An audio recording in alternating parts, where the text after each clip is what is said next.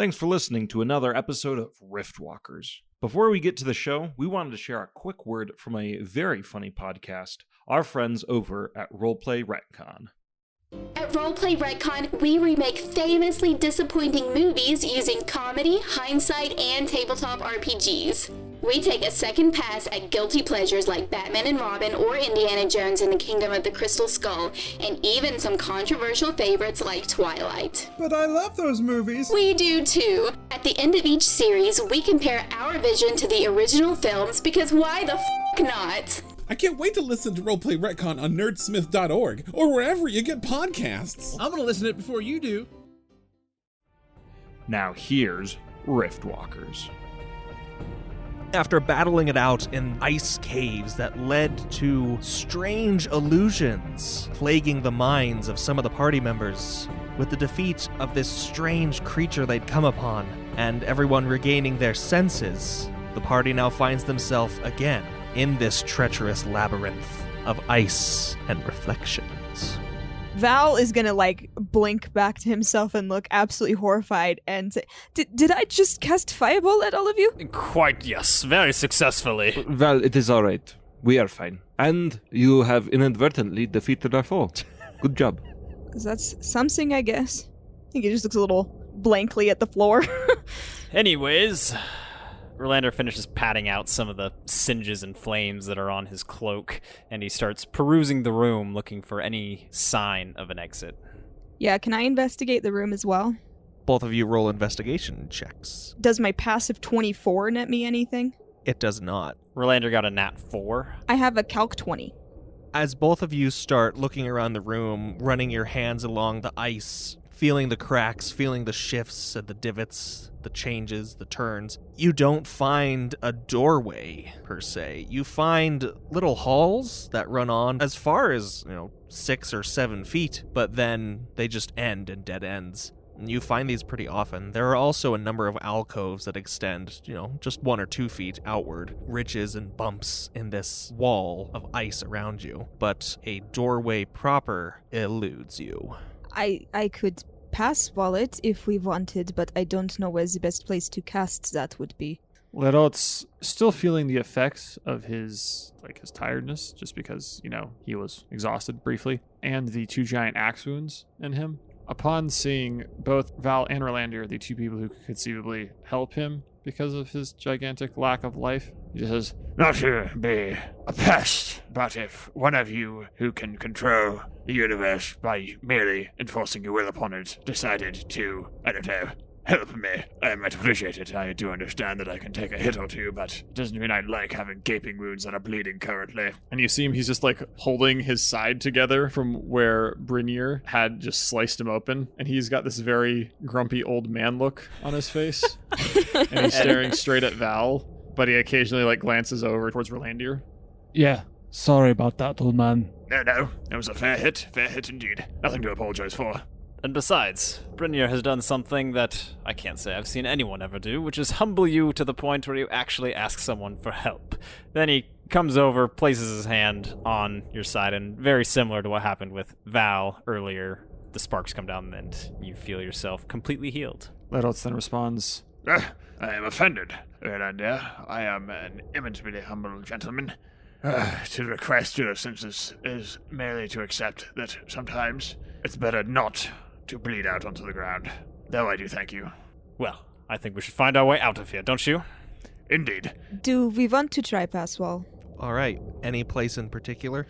Was there a place that seemed there was a crevasse or something that kind of led into another chamber that we couldn't have squeezed through, but there was a room beyond? Did that see anything like that? There wasn't anything of that sort, but like I did say, there were these passages that went a good few feet and then ended slightly, and you could call it a passage more than just a little alcove. It went at least, 8 feet or so. Okay. Yeah, I'll start with whatever one of those is the deepest, I guess, and I will match the height of it, and I'll go 20 feet in. As you just create this opening in this stone and ice surface, the passage opens up into a wider valley that you see beyond. You see snow coming down in front of you, and it is just right at the end. Like 20 feet is just enough. I've wanted to cast that spell since we arrived in I was Threshold. gonna say, I've never heard that spell ever come up once, but I'm glad you have it now. This is a way out now, presumably. Kelnies takes some of the snow from the ground and pats off her armor and clothes where there's still some little embers, and she's like, oh, perfect, yes. And she strides past you. I'm sorry I lit you on fire. Littlets arrives to walk out and says, Oh, that's a darn fine job here, Val. Darn fine indeed. And now don't worry about Kelnies. She's just embarrassed that if Fran managed to get all the way out of it and she still got a little singed. Didn't hit me at all, of course. Does everyone else take Val's passageway? Yes. As you all stand now at the precipice of a large valley, you are met with another set of these switchback stairs that go down a couple 100 feet to the valley floor itself. And nestled within this valley, covered in snow, placed up against the rocks and whatnot that jut out from the ground, is a web of buildings, coalescing into one large ziggurat-like structure in the middle of it all that lets off a sort of luminous presence from its tip where a capstone sits. And Kelnius looks to the rest of you and she says, well, for those of you who've never been to a Mazkin monastery before, welcome. Shall we? And she starts descending. We all follow. Val kind of hurries up to the front to talk to Kelnies and says, is there some sort of protocol we should follow or other, we don't want to be rude? Of course, yes. Admittedly, like I said, it's been quite a while for myself, but just be polite. Look, she doesn't stop, but she turns back to the others, less so to Lerots than everyone else, and she says, whatever you've heard about kin, elfkin and whatnot, it really doesn't apply to Mazkin. We're not, other than being isolationist, this is quite honestly our worst trait. I think you'll find this stay rather pleasant, as long as you yourselves are pleasant. We're not so anti-human or anything else as you may have been led to believe. And besides, we're a kind folk, but a powerful one, so if you do manage in some way, shape, or form to cause offense, just be quick on your tongue to right your wrongs. Yes? Shall we? And she hurries along. How lovely! Okay, maybe I won't say it. No, go. Well, I was going to say, oh, lovely! It'll be a nice change to see some friendly faces. Yes, yeah, perhaps. We'll see. It takes a good little while to get to the bottom of the stairs, and as you approach the first of these buildings, a stone pathway carved with different runes and Mazic language spirals leads you up to a stout building that seems to be the entrance to this, honestly, like, hamster city of a structure. All of these buildings connect through above ground hallways. None of them are isolated or separate from each other. Again, all eventually leading to this enormous ziggurat in the middle of the valley. A great stone gate creaks open from some unseen mechanism, and there is a pair of Mazkin, clothed similarly to Kelnies is currently, who stand behind these gates, willing them open, moving their arms and hands in these very fluid motions, manipulating the stone itself. Kelnius comes to a stop in the threshold, and then gives a long bow. Rolandir follows suit. So does Val. As does Afran. Brynjar will go with the flow. Mick will follow as well. yes, Littlets will as well. Greeting you then with similar bows, these two gate guards rise up, and then a figure strides down this long hallway, again, just stopping at the threshold, delivers this bow and stands, and then approaches Kelnies. This figure holds out their hand, palm upward, and Kelnies holds out her same hand, palm facing down. And as the two of them touch, you may have noticed it before in Kelnies, but she has scars. Intentional ones, at least. They look like little divots and trenches in the surface of her skin, as if from the effects of scarification, but unnaturally so, as if not made with a blade or whatnot. As this Mazkin touches her hands, these pathways upon her flesh light up with this soft bluish-white glow that then spreads to her eyes, as it does with this other Mazkin. It slowly recedes, and then the two of them put down their hands. Kalnias draws back her hood and removes whatever face covering she has on, and as does this other Mazkin, who looks pretty similar to Kalnias in everything but hairstyle and disfigurement in terms of actual scars on her face. This Mazkin then turns to the rest of you and says, "What strange company you've brought us. I suppose, then, you have a greater purpose, child." And Kalnias doesn't speak but gives a curt nod. "Please," this Mazkin continues, stepping around Kalnias and coming to the first of you, who we'll say is Rolandir. "State your business here at this sacred place." We have traveled far because we seek something that we don't believe we can find anywhere else on the continent, and that is means of finding Dek, the child of Yakuda. Interesting. For what purpose would you contact such a reality? Well, for no other purpose than to seek an ally, to make contact. You see, we are underway to recruit is probably a poor word to choose when speaking of deity, but we need their help. Very interesting. This place is special. It is a conduit to Maz. However, perhaps it can be attuned to others. However, that is not for me to decide. You must first speak with the attendant of the monastery. They will guide you. Very well, and thank you for opening your gates to us. Of course. Please, if you would follow me, I can first show you to some lodging, that you may rest for a while, if you so desire, and then I can call upon the attendant when you are ready. Looking out at the group of singed, charred, vomit-stained, cut band that we are, Rolandir just turns back to this Mazkin speaking with him and says, "That would be wonderful. We're very much in need of rest." Very well, then please, fall in behind me. And she turns and walks into the monastery.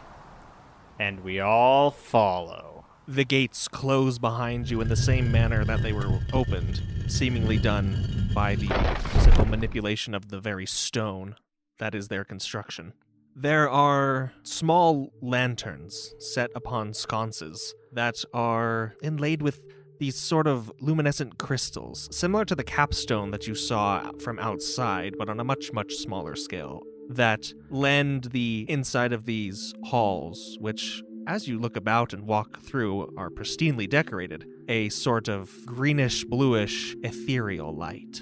Coming down one corridor and off another, this Mazkin takes a stop at a set of rooms. 3, in fact, with a various number of beds and dressers and tables. She says, "Here is somewhere where you can rest for a moment. Would you like me to call the attendant immediately, or give you some time to collect yourselves?" If we could have a moment to freshen up, that would be most preferable. Thank you.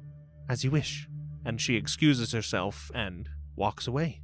Lerotz then goes into the powder room and reapplies the powder on his cheeks. He wants to make sure he looks fresh for the next Mazkin. Mick, I don't know if you remember, but Mick was changed himself into a Mazkin man and also had the same kind of garbs on that Kalnias did. Upon seeing the treatment of the Mazkin towards us as foreigners, Mick will choose to go back into his traditional Talic form. Okay, sounds good. Lerotz, though, really is he's going to take off his armor. He's changing into just more not disgustingly sweaty, bloody clothes. He is taken to carrying nice clothes with him, so when he's at, monasteries full of kind people, he doesn't stink it up like in Dragon Age Origins. And Rolandir just tidies himself up, cleans up some of the cuts and burn marks and whatever, eats a little something, and makes himself presentable. Ifran tidies up his hair, whips out a beard comb, gives his strands a few passes, decides that he looks presentable enough, straightens out his tunic like Jean-Luc Picard does, and he's ready to go. Brinier changes his shirt to have one that doesn't have this hole right next to the armpit, and then just brushes his hand through his hair, and he actually kind of sits down and closes his eyes until something else happens. Val would love to just sort of spam mending and prestidigitation on everyone until we're all clean and all of our clothing is put back together. Val can easily do so. Particularly Kelneus. Like, I want to, like, look her in the eye and, like, fix the clothing of hers that I burned. She changes out of her sort of pilgrim garb that she had adopted and gets back into her pretty light tunic, loose trousers, and combat leathers that she'd been wearing heretofore. I still fix her clothes, and I make a point to do so. She makes a point to thank you. Oh, wait, we're wearing all this winter gear. I totally forgot. However, inside this monastery, though there doesn't seem to be a source of heat, there is just this radiant warmth that is pleasant. Looking around and seeing that everybody has got themselves freshened up, Franz says, "Very good. We should probably call the attendant." And he peeks his head out the door to see if anybody's out there. The Mazkin that greeted you is simply waiting a few doors down. "Hello there, friend. I believe we are ready now." Very well. I will inform the attendant, if you'll all follow me. And we all follow. As you're taken on another journey through these twisting hallways and connected rooms of the Mazkin monastery, you see plenty of other Mazkin, all of them dressed not similarly, but identically to what Kelneus and now this one Mazkin that leads you along were dressed. As you're brought to a much, much larger chamber, you can only surmise that this must be the inside of the large structure you saw. It's hollow, mostly, containing within itself a separate pyramid. And you see that this pyramid also has one of these crystal capstones that lights up into the capstone skylight of the outside pyramid. Now, this one is definitely more like a ziggurat than a pyramid, though. It does have steps on its sides that are arranged, and it seems to have entrances near the top of its construction. If you'll follow me, the attendant waits inside. And we all do. We should stop saying it like that. As they're walking, Rolandi approaches Kelneus. So they commune with Maz at this monastery. Is that a regular thing, or is it only like once every year? I'll be honest, Rolandi, it's been a while since I've really concerned myself with these sorts of things. If they're able to speak with Maz, then I assume they do it at their discretion. Realities are more prone to interact with the mortal races, and especially the realities that are attuned to our race, specifically Maz and Akul, though I believe you call him Akuda. Do you know of other groups, aside from the Mazkin, who have regular means of communicating with the realities? Or is it more of the reality chooses when to contact them? I don't know. I only know what my culture concerns, and to be quite frank, anything outside of that even anything inside of that was a lot less of my concern than it should have been. Do you think we'll have any trouble then with this attendant? Or do you think they will be as accommodating as we've met so far? I fear they'll be just as accommodating, if not more so. Fear? Why ever so? Well, this is a conduit to the realities, to the gods beyond that. And that's what we're after, yes? Yes, but, well, whoever you talk to, whatever passageway you open, you can see them, and they can see back. Yes, as I would hope we could. I'm sorry, I think my point is escaping you, Rolandia, but there could be unintended onlookers. Well, I say we don't have much choice in the matter now, as we approach this very strange-looking building. I think we will be surprised, nonetheless, at what happens. And you see this kind of wry smile come across Rolandia's face. Kelneus does not regard that wry smile with much enthusiasm. Ledots is going to take a hot sec to check on Val. During their little walk here, he just saunters up. How are you now? You seemed a little disturbed by the occurrences there in the cave. How are you feeling? To speak truthfully, I am nervous. Yes, I understand the last time you had an interaction with a being of this power ended poorly. But we'll make it through. I have no doubt of that. Well, it requires a bit of determination. And, well, to be frank, a bit of luck. We'll see it through to the end. Chin up there, lad. Chin up. I am less worried about what this person could do to us and more what they could refuse. If we are unsuccessful here, I think it... I don't want to get my hopes too high that these will be the beings to undo the curse I have brought upon myself, but I don't know. Sure, yeah, chin up. No, I wouldn't worry too much about it. I'm here 51 years old. You've got enough years left on you if this doesn't work. We'll find a way. I mean, honestly, worst comes to worst, just get lost for a while in Vale's domain. I was there for 800 years, and nothing seems to have changed here. That would be one solution, yeah. All I'm trying to say is, it's a little too early in your cursed existence to decide that if this doesn't work, that there's no other option. There are many years before you pass, and, well, I'm sure we'll find another way. I think Val does take a little courage from that and gives Lerots an appreciative nod, a little smile. Lerots kind of ruins the moment by giving a really heavy thump on his back. Strangely heavy for a man of his diminished size, but they don't call him Old T-Bone for nothing. Kelnies, Yes. you said that this place is a conduit to the realities. One, yes, However, it could be attuned to another. supposedly. Now, I know this would probably be a long shot, but do you believe it would be possible to attune it to Vale? Vale is a reality, is he not? He is. I was simply curious to know what your people's disposition towards Vale is. I imagine it is not the most favorable. Quite frankly, it's non-existent. Mazkin revere only one being as divine, Maz. Akul, or again, Akuda, as you would probably know him, is held in fairly high regards, but in our culture there's one god, and that's Maz. Very good. Very, very good. However, it is not my permission you must seek, but the attendants, who I can't promise anything. Yes, I understand. A case must be made. I simply wanted to know how hard I must try to convince them. Well, now's your chance. As she beckons a little forward as you come upon... You've entered this smaller ziggurat inside the larger pyramid and come to another hollow chamber in its center where the final largest of these crystalline structures sits, just emanating heat and light and casting it upward through the ziggurat's capstone up into the pyramids above.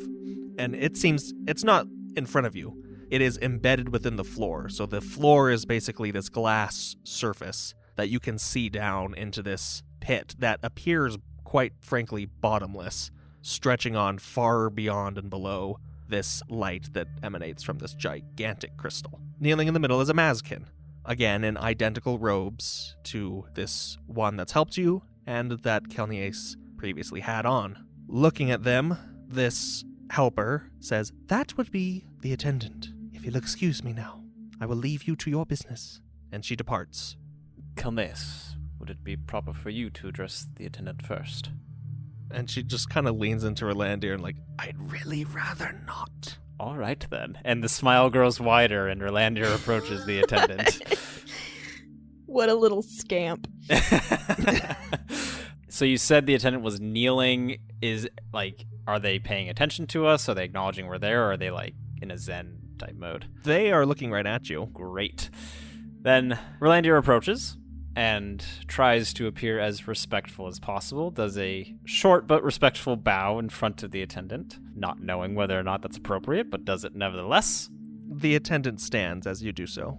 Attendant, is that what I may call you, or do you prefer something else? That is my position. You may call me as such. Very well.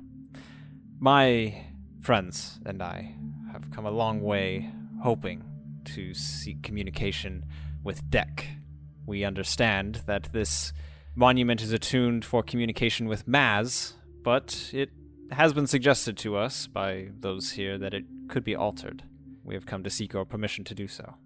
It could be, yes. It requires only the will of the user, one who wishes to communicate. Has it ever been done before? That anyone has ever made contact with another reality aside from Maz? As there are no other realities, no. Yes, of course. Pardon me. And Maz is not a reality, but a god. Yes. My apologies, of course. Do not worry, I understand that you are speaking from a place of great ignorance. Then, we, of course, don't want to waste your time or take any undue time away from your duties, so may we attempt? The chamber and its focus are yours. I will afford you a half hour. Very well. Thank you. And they leave. There are 4 different doors to this chamber. All slide shut as the attendant departs. And you are left alone, this constant humming of the crystal below you. Perhaps we should have asked how it works. You know, the thought crossed my mind as the door shut. It seems like it's not that complicated, he said, merely with the intent of the user. Are you not a user with intent? I mean, yeah, but that does not mean I know how to contact a god. Focus, through this focus, on contacting that god. Intend that you may speak with him, or her. I don't know. Deck, anyone? He? You are kin. You should know if Deck is a he or a she. When you're 1,200 years old, you can tell me if you remember whether or not they're a he or a she. Anyways, just intend through the focus. We only have half an hour. I'll try it myself. And the adult is going to try to use his innate ability to touch intent as a kin to speak with Deck through this crystal. All right, Ammon, go ahead and roll an intelligence roll and a D100. All right, so I just got a nat 1 on the intelligence roll and a 23 on the D100. If this works. What's your intelligence total? I guess technically it's 2 because I got... That's effing hilarious because of the mechanic because you're 1 away from it working, but it doesn't work. Oh my gosh. Oh. I mean, that's just really bad luck. It's like the crystal starts glowing and we start hearing humming and it's like the music sets in and then it just kind of Kaput. Yeah. Yeah, basically. Upon nothing happening for a minute or whatever, however long he's trying to do this, Levis is like staring very intently at this crystal and he's kind of hunched over because again, he's just older and he's like, I'm not doing this for my health. If anyone else would like to contribute, maybe we could get something done today. Val will join this communion. Can I kneel the same way that the attendant was kneeling? You may. Upon seeing Val do that, Letos just counts. Oh, that's actually quite a good idea.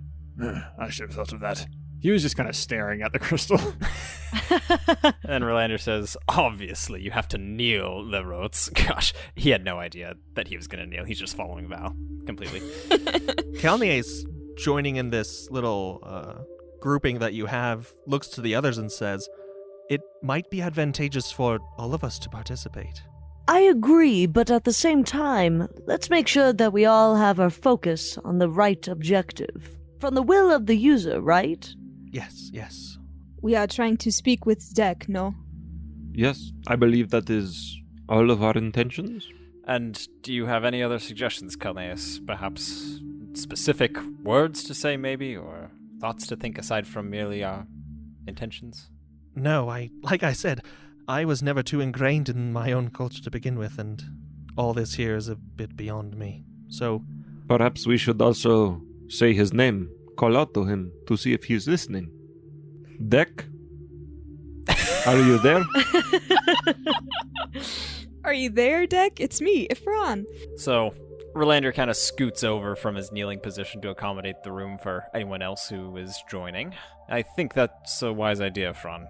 I think perhaps if there's one of us who can be a voice, perhaps, and voice the unified intentions, and we all just focus and exercise our inner will. Exciting, isn't it? And so, Relander is kneeling. Okay, Mick gets on his knee. So is Val. I'm ready to roll. Letos very slowly drops himself into a kneeling position with exaggerated groans, possibly complaining too much. Fine, let's get this over with. And he's ready to focus.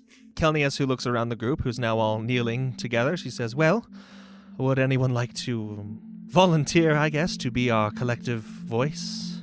I nominate Rolandio. Well, if you think it should be me, then why not? You are the one who leads us, and you are Godborn already. Perhaps that will give you some legitimacy in Deck's eyes. And you're most enthused about this. I bet that the gods can feel that.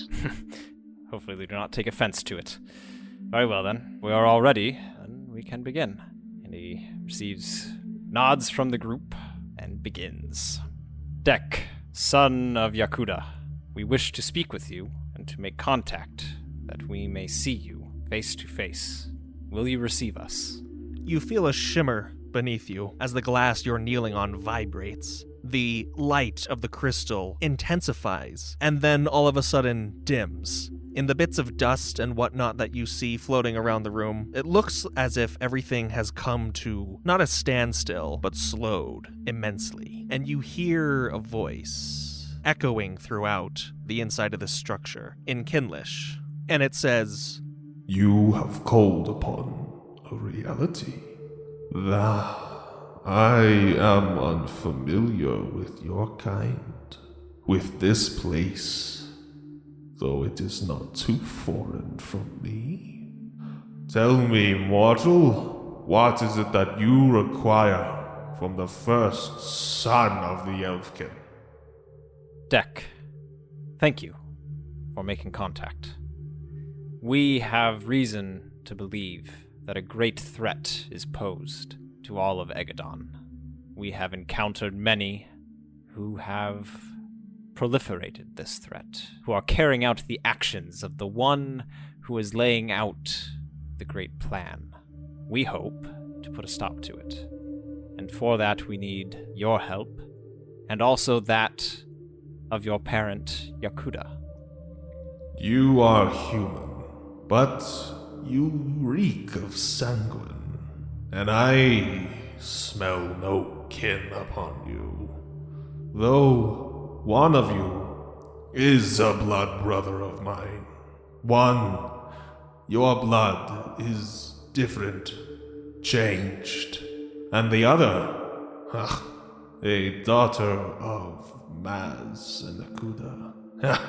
Yes, you have all the kin in your midst, and some humans, and a strange one, whose flesh I cannot ascertain. Tell me, mortal, why would I deign to help you when my children, my brothers and sisters, are at war with your kind?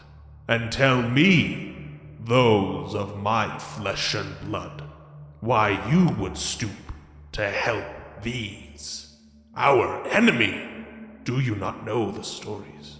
Do you not know the sagas of my life, of my struggles, of the death that I suffered for you, for your existence? You spit upon my memory, those who call themselves kin. Not so. It is precisely because we respect your sacrifice for the existence of the kin that we have come seeking your aid. The foe we face seeks out the destruction of the kin, as well as the humans. Hence, we have allied ourselves together to stop it before destruction befalls us both. Wise words, but I wish to hear from my blood. Ledoltz, it turns out, does not really care about deities, and he says, No. At times you need to get a job done. Matters not who you join, or just that it gets done. We're here with them, and they've proven themselves fair and helpful. Finer than many can I know, though I'm amazed that I could say such a thing. They're fair and true, and though maybe many of their other humans are not worthy of your respect, these have proven themselves time and again. Be worthy to be among us, to walk among us, and to work with us.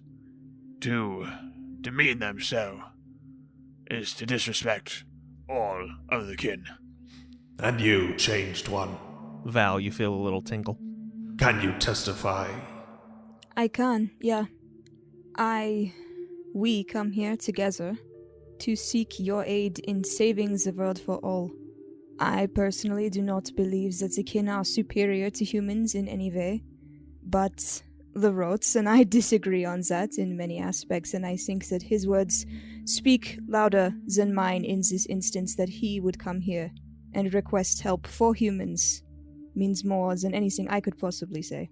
Leidos did kind of grumble underneath his breath as Val said, I don't think kin are superior to human in any way. You see Leidos underneath his, I wouldn't go that far. And then you, daughter of Maz and Akul. And Kalnier speaks up and she says, Dek, father of the ancestor gods, first son of Yakuda, hand of time, what has been spoken is true. We seek the continuation of all life upon this world of Egadon, whether created by the hand of Maz, or egg, or air, or what have you. There are those against us who seek to extinguish life. We stand against them. Your children stand against them. We are on the side of life. You must be too. For if you are not, then you are against us. And you are not the first reality that we have faced. You have heard of us. You know of us. 3 aspects of the Valors have been destroyed by our hands. You are with us, now or against us.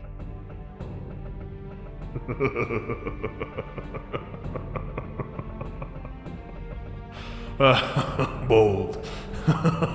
Bold words, daughter. I enjoy them. I will grant you audience with the one that you seek. What was it? You wish to speak with my mother? Mortals? Yes, yes. Then, behold, whelps, the glory of the goddess of vengeance and war, the mother of kin. All hail, Yakuda.